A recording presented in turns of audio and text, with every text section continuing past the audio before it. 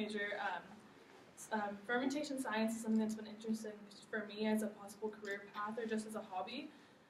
So if you're a fan of beer or wine or yogurt or tofu, these are all products that are from the process of fermentation.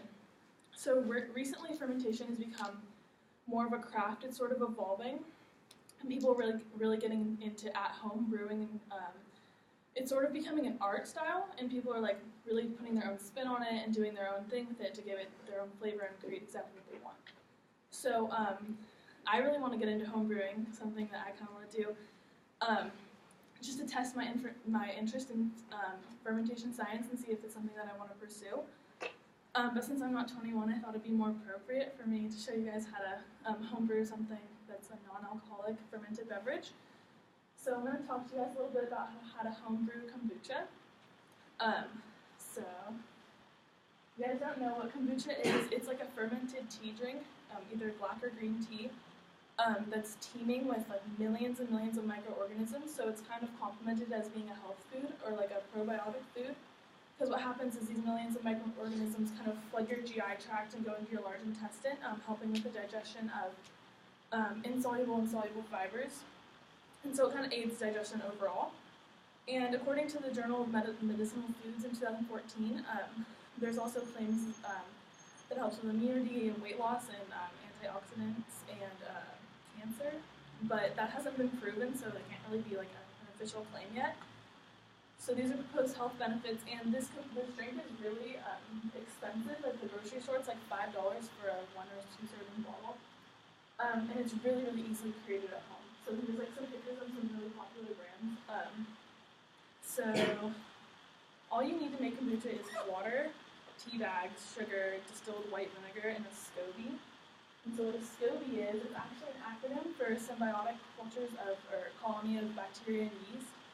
And what that is, it's basically a cluster of microorganisms that go into your ingredient mixture, and it turns it in, it like initiates the fermentation process. Because what fermentation is, by definition, is just kind of like the chemical change of a substance by bacteria.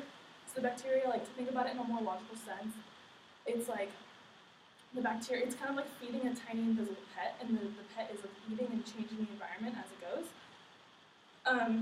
So these SCOBYs you can buy online, or you can make them at home. I actually didn't bring this as a visual aid, but I just had it. So what that would be like using the bottom of this bottle, which is, if you can see, this is like microorganisms, and then you would grow it to become your own SCOBY. And then the idea behind a SCOBY, the Cultures for Health organization calls it a mother culture for other bacteria, because the idea behind it is that once you've created a healthy SCOBY, you can use it again and again and again for all your following batches. So the first step that you would take to create this would you just heat the water and add the tea bags and add the sugar, like almost as if you were just making yourself a cup of tea. And then you would add your distilled white vinegar. And it's actually really important that you use distilled white vinegar. People have tried to use other types of vinegars, and it really doesn't go well, because it's really important to have that level of acidity in your initial product, or in your initial ingredient mixture, because if you don't have a low enough pH or enough acidity, you'll enter like a pathogenic danger zone, where pathogenic organisms can grow, and that could be lethal to drink a fermented beverage that has like really dangerous microorganisms just growing in it. That would not be good. So according to the kombucha fermentation and its antimicrobial activity, the pH decreases from 5 to 2.5 within the fermentation process. So that's a huge increase in acidity, like as the pH lowers, the acidity increases. And according to Dr. Josh Axe, there's high levels of acetic, gluconic, and lactic acids in the final product. And this is what's associated with the proposed health benefits that haven't really been proven.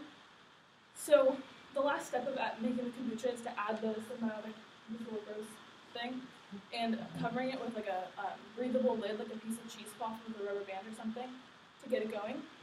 And then you just ferment it for 7 to 20 days from 68 to 85 degrees Fahrenheit, and then you can leave it, and you can open it and flavor it and bottle it, and just keep it refrigerated. And the cool thing is that you can just take your SCOBY out and begin your fermentation process again. So it's like an ongoing process, which is kind of neat.